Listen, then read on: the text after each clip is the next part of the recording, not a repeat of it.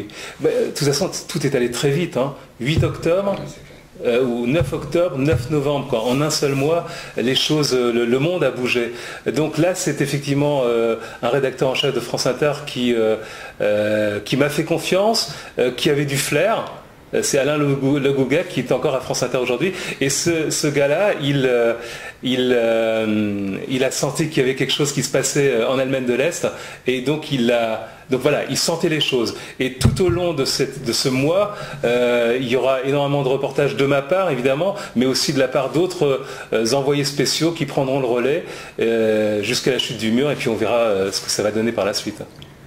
C'est le regard un peu de l'occidental, hein, donc c'est un peu plus facile peut-être, ou disons, mon regard est peut-être plus positif que le regard d'un oriental, d'un Allemand de l'Est, notamment, je ne sais pas moi, qui aurait la soixantaine ou la cinquantaine, qui galère, c'est vrai que le taux de chômage est plus important à l'Est. On voit bien le vote protestataire aussi Die Linke, hein, donc la gauche allemande, des scores très importants aux dernières élections. Donc il y a quand même une sorte de mécontentement d'une grande part de la population.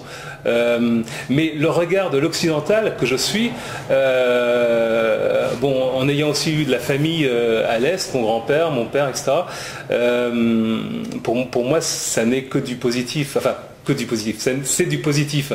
Je veux dire, il y a quand même une liberté retrouvée, une presse libre, des élections libres, l'opposition peut s'exprimer, économiquement des milliards, des dizaines, des centaines de milliards de marques et puis d'euros ont été injectés dans l'économie est-allemande. Cette économie qui va prospérer, pas comme le disait Helmut Kohl. Helmut Kohl disait que c'est une économie qui allait prospérer dans les 10 ans, ça mettra beaucoup plus de temps, mais un jour, l'Allemagne de l'Est aura le même niveau que l'Allemagne de l'Ouest.